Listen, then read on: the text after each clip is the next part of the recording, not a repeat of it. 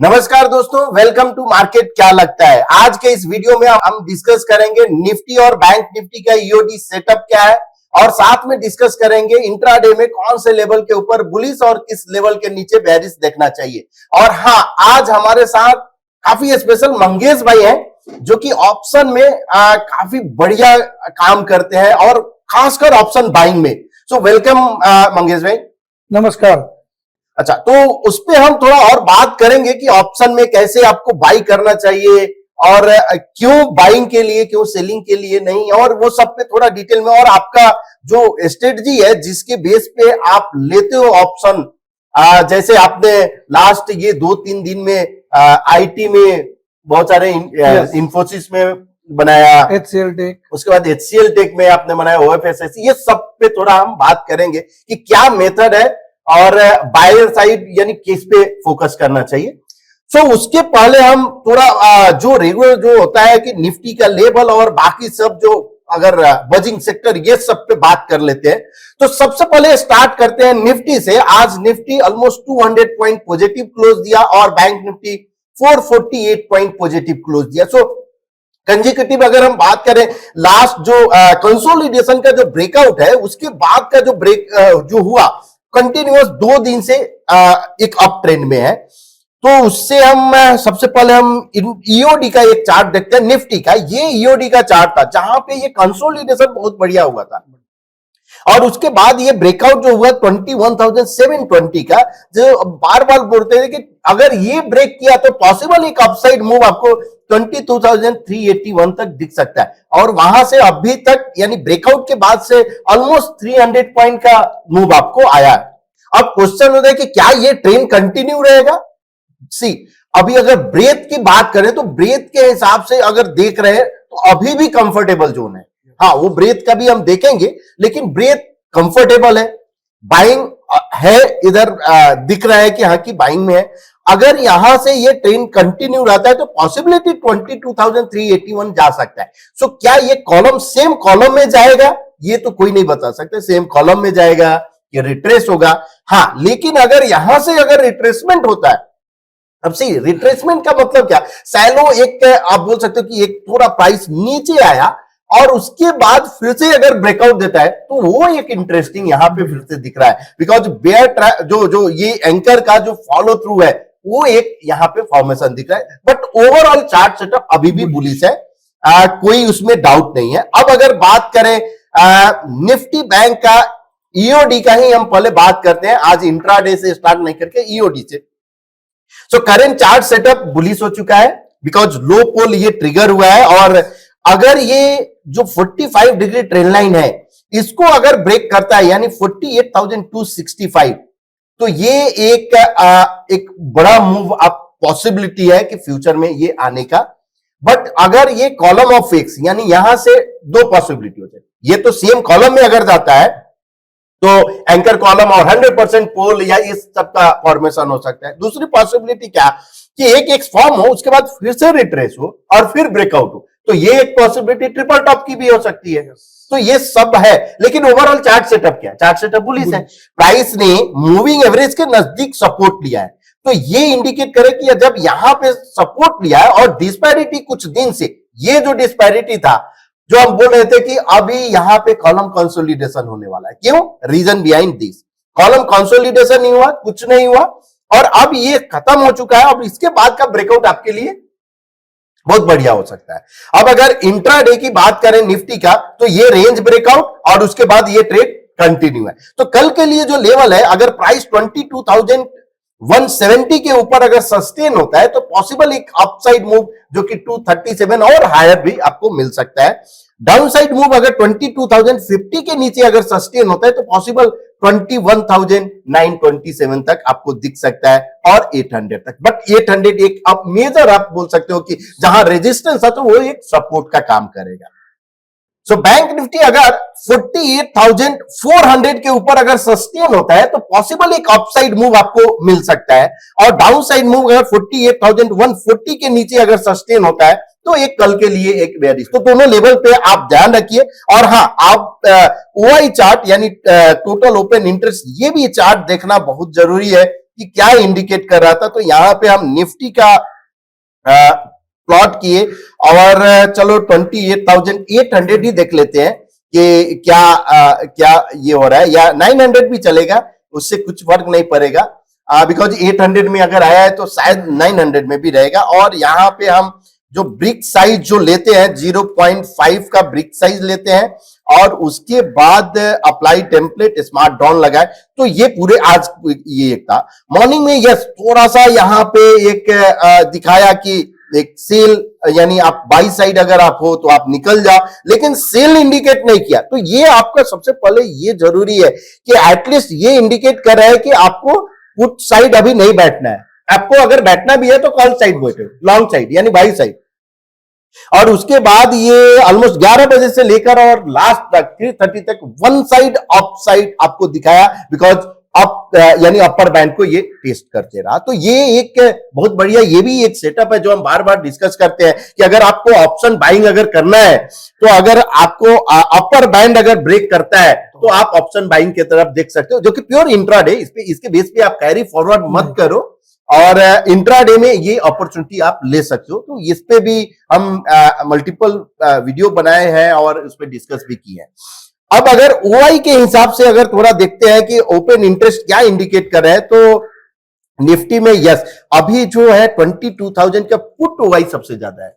इसका मतलब क्या है कि 22,000 जो है आपका बेस अब बन रहा है इस थर्सडे तक। तो 22,000 अगर बेस बना है, इधर जो है कुछ खास नहीं है, यानी 22,500, तो अपसाइड तो है। इधर ओआई भी इंडिकेट कर रहा है, प्राइस भी इंडिकेट कर रहा है, तो क्या ऑल एसेट क्लास भी इंडिकेट सेम कर रहा है। तो यहां देखते हैं कि अदर एसेट क्लास का जो आरएस चार्ट है, यानी gold upon Nifty 50, GS composite upon Nifty 50 और यूएसडी आईएनआर अपॉन निफ्टी 50, तीनों ही कॉलम ऑफ ओ में है, ब्रेकडाउन हुआ है, यानी अगर आप देखो सपोर्ट ब्रेक किया है, डी स्मार्ट लाइन के नीचे है। तो अगर तीनों अंडर परफॉर्म कर रहा है तो ये इक्विटी के लिए अच्छा साइन है।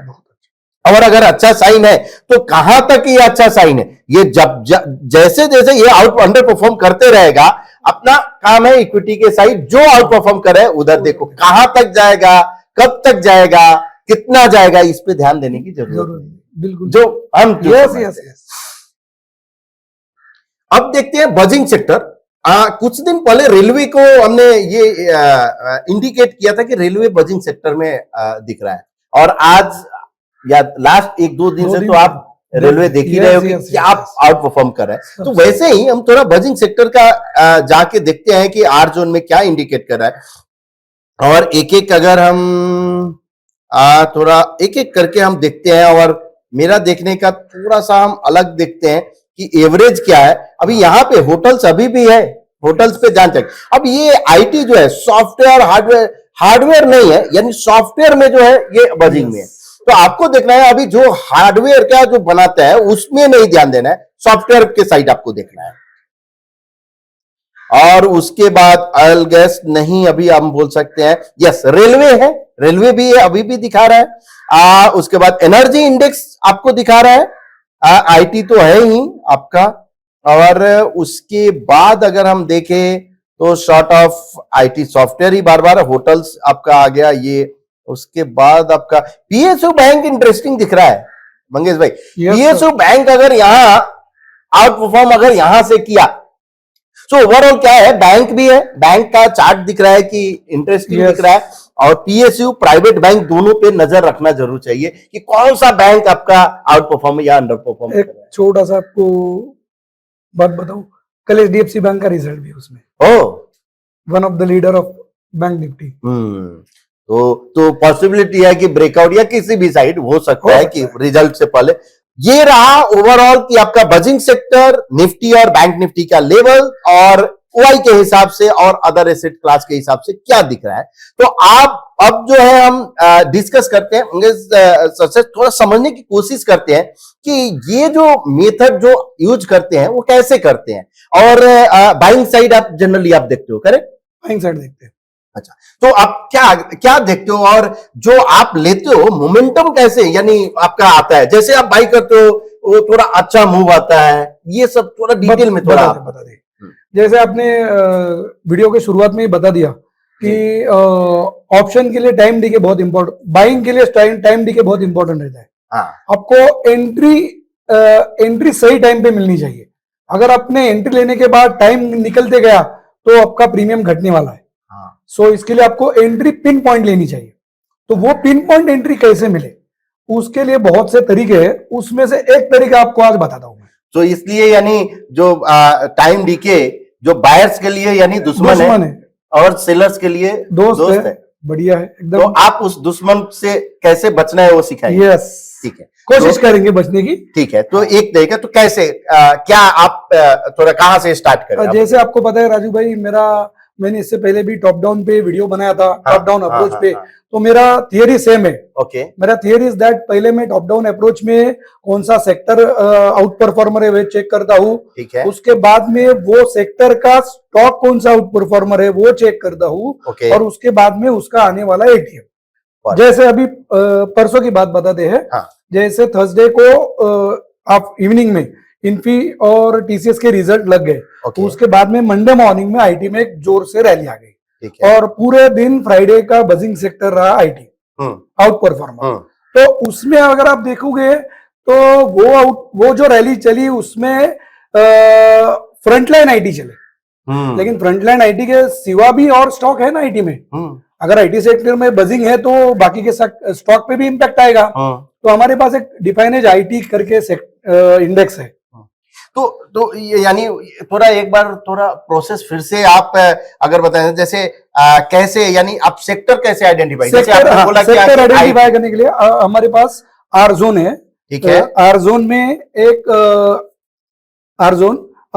हमारा स्कैनर है मल्टी टाइम फ्रेम। ओके, जो मल्टी टाइम फ्रेम स्कैनर में हम multi time frame RS pattern scan करते हैं। ओके, उसमें एनएससी ऑल यानी ये आप स्कैन, हाँ, उसमें एनएससी ऑल सेक्टर, यानी सबसे पहले आप NSC all indices, yes sorry, तो एनएससी हम ऑल इंडाइसेस कर दिए और स्कैन करें।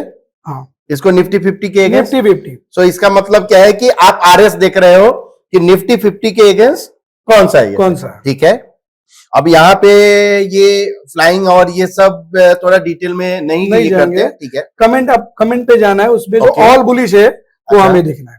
परफेक्ट, ऑल बुलिश में तुम्हारा आईटी आ गया। तो बुलिश और बेरिश नहीं देखना है या आपको पुट लेना है तो बेरिश देखेंगे। ठीक है, ऑल बेरिश। लॉन्ग साइड आपको बाय करना है। ठीक है, तो ऑल बुलिश देखना है। ठीक है, तो बुलिश हमने देख लिया। अब क्या इसके बाद का स्टेप? आईटी आ गया। ठीक है, आईटी में से तो परसों चले थे लीडर्स, इन्फी, टीसीएस, एचसीएल टेक, वो तो चले थे। उसके अलावा जो स्टॉक है वो अगर देखने हैं तो हम निफ्टी डिफाइनेज का इंडेक्स है हमारे पास, डिफाइनेज आईटी सॉफ्टवेयर, वो चेक करेंगे। तो इसका मतलब सबसे पहले आपने सेक्टर आइडेंटिफाई किया कि कौन सा सेक्टर है। अभी यहाँ पे सीपीएसई भी था, एनर्जी भी है, आईटी भी है। लेकिन आईटी की खासियत ऐसी थी, आईटी ने ऑलरेडी ब्रेकआउट दे दिया था परसों। ओके, और तो चांसेस है कि वो कंटिन्यू रहे। ओके, और रिजल्ट सीजन भी था। एग्जैक्ट आज विप्रो का रिजल्ट था। ओके, तो आप यानी इन्फोसिस का रिजल्ट, टीसीएस का, तो इसलिए और आईटी आउट परफॉर्म कर रहा है तो आप यस, परफेक्ट। ठीक है, तो अब अगर यहाँ पे फिर हम क्या करेंगे, डिफाइनेज आईटी ले लिए, बिकॉज आपको थोड़ा सा ज्यादा ये चाहिए और नंबर ऑफ स्टॉक जो चाहिए। ओके, तो हमने आईटी सिलेक्ट किया और आईटी सॉफ्टवेयर, ठीक है, और स्कैन करेंगे। ठीक है, तो स्कैन कर दिए। ऑल बुलिश जैसे मैंने कहा। तो सेम प्रोसेस सिंपल आपका ये है, एकदम सिंपल। अच्छा, तो ये कमेंट में जाके हम क्या करेंगे? ऑल बुलिश में से ऊपर वाले जो कैश वाले वो छोड़ दो। बिकॉज आप तो ऑप्शन करना है। तुम्हें ऑप्शन का स्टॉक उसमें से दोस्तों जो कैश वाले वो भी देख सकते हैं। ठीक है, देख सकते हैं। हाँ, तो हम आगे एचसीएल तो ऑलरेडी रिजल्ट लग गया था, इन्फी भी हो गया था। ठीक है, तो उसके बाद में ओएफएसएस बाकी था। तो ओएफएसएस अब वो भी ऑल बुलिश में है। ठीक है, तो ये यानी एवरी टाइम पे, डेली पे भी बुलिश है, वीकली पे भी बुलिश है, मंथली पे भी, क्वार्टरली पे भी, इसलिए उसका रिमार्क कमेंट बुलिश है। अच्छा, अब जस्ट एक क्वेश्चन माइंड में आया कि अगर मान लीजिए डेली वीकली बुलिश है और ये मंथली या कोई एक भी बुलिश नहीं है, ऑल बुलिश नहीं है, तो उसको छोड़ देंगे ना? छोड़ देंगे, ठीक, एकदम सिंपल रखने के लिए। ठीक है, ऑल बुलिश चाहिए मुझे। ठीक है। तो अब क्या करेंगे हम? ओएफएसएस का चार्ट ओपन ओएफएसएस का चार्ट प्लॉट करेंगे। ठीक है, तो OFSS point and figure chart open किए और ये क्लोजिंग में परसों मुझे ब्रेकआउट था, तो मैंने ये परसों ही कल ही मैंने ये दे दिया था। अच्छा, ये कैश का है तो आपको एफएनओ चाहिए? एफएनओ करो, सेम चार्ट सेम ही है। ठीक है, तो यहाँ ये पे ब्रेकआउट था एबीसी का। ये डीटीबी देखो 4500 के ऊपर ब्रेकआउट था। हाँ, 89। हाँ, सो वो 4500 के ऊपर जाने के बाद मेरे लिए ब्रेकआउट हो गया। ओके, क्लोजिंग में मैं 3 तक की बात कर रहा हूँ, तो पॉसिबली वो 3 सवा 3 के बाद अगर वो उसके ऊपर रहता है तो क्लोज आपका ब्रेकआउट हो जाता है। तो 4500 के प्राइस ऊपर था, 4520 25 था, तो मैंने 4500 का एट द मनी का कॉल देख लिया। ओके, तो आप सेक्टर किए, उसके बाद स्टॉक लिए, यस, और स्टॉक का इंडिविजुअल चार्ट प्लॉट किए, और चार्ट पे जब ब्रेकआउट हुआ तो उस समय का एटीएम आप प्लॉट किए। और इधर भी आप देखोगे तो सेम ब्रेकआउट है, तो कंसोलिडेशन के बाद, हाँ, ओके, मूविंग एवरेज के यहाँ से, तो वहां से, ठीक है। तो आप में मतलब ये हुआ। अब उसके बाद इंडिविजुअल चार्ट पे फिर ऑप्शन का लगाएंगे ना, ठीक है, मेरी एंट्री ऑप्शन पे, तो मेरे को एंट्री एग्जिट मिलनी चाहिए ना। ओके, तो 4500, ठीक है, 3% brick size, sorry box size 3%, और टाइम फ्रेम 1 मिनट, ठीक है। अब ये यहाँ पे मेरा एबीसी ब्रेकआउट के बाद का मल्टी ब्रेकआउट, ओके, यानी उसके बाद का ये कंसोलिडेशन ब्रेकआउट, यानी मल्टी कॉलम ब्रेकआउट भी है, रेंज ब्रेकआउट, सब कुछ है, और वो 3% पे। अच्छा, और उसका काउंट आप लगाएंगे तो काउंट देखो क्या हो रहा है। तो कंजर्वेटिव ही का लगाते हैं एक बार, 481, और उसका एंट्री ऑलमोस्ट था 190 के आसपास। तो ये 190 का, ठीक है। तो मतलब ये 190 के नजदीक, हाँ 185 है, 190, तो ये आपका एंट्री का हो गया। अब मेरा यानी स्टॉप लॉस क्या रहेगा? इसके लिए मैं उसमें एडेप्टिव आरएसआई ऐड करता हूँ, ठीक है, और एड स्टडी में जाके एडेप्टिव आरएसआई, और मेरा स्टॉप डिफॉल्ट पैरामीटर कोई चेंज नहीं, ठीक है, ओके कर दिए। और इसमें सेकंड लाइन नीचे वाले लाइन के, ओके, तो इसका यानी जो लेवल हम देख रहे हैं एडेप्टिव का, यहाँ पे 115 120 के करीब में है, यानी 115, थोड़ा एक 5 पॉइंट नीचे, 110 के नीचे। अच्छा, यानी आप थोड़ा सा कुशन रखते हैं, तो 110 का आप 110 का ऐसे लेंगे, और 190 के ऊपर एंट्री। परफेक्ट। तो ये क्या कैरी फॉरवर्ड भी कर सकते हैं? करेंगे ना, 110 के स्टॉप लॉस से कैरी होगा, क्योंकि उसका बाई या ऑलमोस्ट आया था 3 के आसपास या 3 के बाद, तो वो कैरी होगा जनरली। अच्छा, अब एक और जो डाउट जो है, मान लीजिए आपका स्टॉक में ब्रेकआउट हुआ और यहाँ पे कोई अगर अच्छा पैटर्न नहीं मिला, फिर क्या करेंगे? तो फिर वेट करेंगे। यानी आपको हो सकता है सब इनलाइन होना चाहिए, जैसे मैंने ऑल बुलिश कहा ना, वही थियरी इधर लगेगी। अगर स्टॉक ब्रेकआउट है लेकिन मेरा एट द मनी ब्रेकआउट नहीं दे रहा है, उसका मतलब कुछ तो इनसाइड अंदर खिचड़ी पक रहा है, यानी होना चाहिए, लॉजिक है ना। अगर स्टॉक ब्रेकआउट दे रहे हैं तो मेरा एटीएम भी ब्रेकआउट देना चाहिए, और अगर वो नहीं दे रहा है तो मैं रुकूंगा। तो ब्रेकआउट मतलब थोड़ा मेजर कोई पैटर्न बने, या कोई रेंज ब्रेकआउट एबीसी, यही करने का है। यस यही। परफेक्ट। तो आपका एकदम यानी सिस्टम आपने जो है ना, सिंपल दिख रहा है, इफेक्टिव दिख रहा है, मतलब दिखने में सिंपल है लेकिन इसका काम जोरदार है। और कोई एग्जांपल कोई आप बता सकते हैं, कोई अगर रिसेंट वाला, जैसे आपने इन्फोसिस भी, एचसीएल टेक था, इन्फोसिस भी था, एचसीएल टेक। तो आपने एचसीएल टेक बोला, तो एचसीएल टेक का कौन सा स्ट्राइक प्राइस जो आप कोई भी 1480 परसों जो क्लोज हुआ था, ठीक है, तो 1418 का ये जो चार्ट है, अब ये इसका फिर ओके थोड़ा छोटा, अच्छा, हाँ, रेंज ब्रेकआउट है, जैसे अभी बात हुई हमारी, ओके, हाँ, रेंज ब्रेकआउट। आपको इधर मेजर पैटर्न नहीं है, लेकिन रेंज ब्रेकआउट है, रिजल्ट था बराबर, चार्ट में एचसीएल टेक के चार्ट में ब्रेकआउट है, आईटी सेक्टर में ब्रेकआउट है, तो मेरा सब पॉइंट्स में सब चीजें इनलाइन है। ओके, और इसमें मैं टॉप डाउन की सेक्टर बुलिश, स्टॉक बुलिश और एटीएम बुलिश, और यहाँ पे ट्रिपल टॉप उसका फॉलो थ्रू और एडेप्टिव आरएसआई का, तो आप लिए होंगे यही कहीं डबल टॉप, यानी बरोबर। और उसका जो स्टॉप लॉस जो था आपका 40 के, नहीं, यानी बहुत ज्यादा नहीं था, प्लस 10 रुपए का, 10 रुपए का ही था, बरोबर। उतना ही था। तो ये इंटरेस्टिंग है। ये इस पे भी हो सकता है जब अगर रिजल्ट वाला अगर कोई स्टॉक हो क्यों तो नहीं? कितने दिन पहले देखना चाहिए? रिजल्ट के लिए आप 1 से 2 दिन पहले देखा 1 से करो, 2 दिन, यानी आपको एंट्री थोड़ा पहले मिल पहले मिल जाएगा। अच्छा और उसमें भी एक बात ऐसी है कि बहुत से मैं और राजू सर एक्चुअली हम 3-4 साल से रिजल्ट ट्रैक कर रहे हैं और हमारा एक परसेप्शन है कि आपको रिजल्ट से पहले एक्शन पता चल जाती है। ये हमारा पूछो राजू और सर हम लोग पूरे दिन थोड़ा ये सब डिस्कशन चालू रहता है दोस्तों। और हाँ, एक चीज थोड़ा सा हम क्लैरिफाई करेंगे कि अगर जिस ऑप्शन में, यानी अगर मान लो कि कि वहां पे लिक्विडिटी अगर नहीं है तो उसको जरूर अवॉइड कीजिए। ये हो सकता है कि आपका स्टॉक में ब्रेकआउट हुआ हो लेकिन उसका ऑप्शन ही लिक्विड नहीं है, हो सकता है। बहुत इंपॉर्टेंट पॉइंट बताया आपने, सॉरी मेरा बोलना भूल गया, बोलना चाहिए था, ये बहुत बढ़िया पॉइंट है। लिक्विडिटी सबसे पहले चेक होगा, लिक्विडिटी के बिना नहीं। सब कुछ सही है लेकिन लिक्विड नहीं है तो हम एंट्री नहीं लेंगे। तो यार लिक्विड ऑप्शन पे ही आप देखिए, लिक्विड ऑप्शन का कोई ग्रुप बना के उधर पे अपना ग्रुप है, बहुत सारे, हाँ बहुत सारे अपना ग्रुप है, उसमें लगभग 200 है, यानी 103 स्टॉक है, हाँ उसमें मिल सकता है। और फिर भी उसमें भी आपको जरूर देखिए क्या होता है कि आप लिक्विडिटी नहीं आपने ले लिया तो स्टक हो जाते हैं आप इवन प्राइस ऊपर भी गया। और एक और जो जस्ट एक लास्ट टर्म यानी है कि कभी यानी डीप इन द मनी भी हो जाता है कॉल या पुट, तो उसमें भी लिक्विडिटी हट जाता है। अभी आपने लिया तो लिक्विडिटी था लेकिन परसों का एग्जाम्पल है सर, हमने HDFC AMC लिया था, याद है, तो उसका भी चार्ट पोस्ट किया था। ओके, तो ये लास्ट HDFC AMC का उसका वही हुआ कि नीचे वाला तो डीप इन द मनी चला गया तो उसका प्राइस में मूवमेंट नहीं था और लिक्विडिटी ड्राई हो गया। ओके दोस्तों, और ये जो चार्ट जो है ये यानी ऐसा नहीं है कि जो आप जो देखे हो कि यहाँ की मूवमेंट आने के बाद चार्ट है, ये मूवमेंट से पहले चार्ट पोस्ट करते हैं। अगर आप फोरम पे जाओगे, डिफाइन एज के फोरम के साइट पे forum.definedsecrity.com, तो वहां पे ये सब और चार्ट मिल जाएंगे। इवन और बाकी लोगों के भी ये स्टडी मिलते हैं जहां पे उधर मल्टीपल चार्ट्स पोस्ट होते हैं, तो वहां जाके आप एंजॉय कीजिए, रीड कीजिए।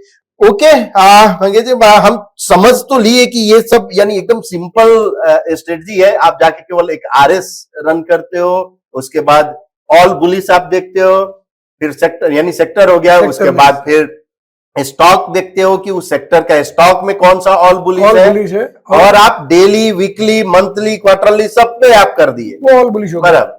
तो उसके बाद वहां पे फिर स्टॉक का चार्ट देखते हो कि स्टॉक के चार्ट में कोई बुलिश हुआ, ब्रेकआउट या बेरिश, सेम जो भी यानी बेरिश का भी हो सकता है। और बुलिश ब्रेकआउट के बाद फिर आप एट द मनी कॉल आप लगाते हो जो कि लिक्विड हो। जिससे हम ये हो ना कि लिक्विड ऑप्शन होना चाहिए और उसमें कोई मेजर पैटर्न अगर बनता है। यस, करेक्ट, बड़ी, यानी यहां तक हम सही समझे? एकदम बरोबर, परफेक्ट। तो होप आपको ये वीडियो पसंद आया होगा। तो प्लीज अगर पसंद आया है तो अपने दोस्तों के बीच शेयर कीजिए, लाइक कीजिए एंड कमेंट कीजिए। Thank you so much. Thank you.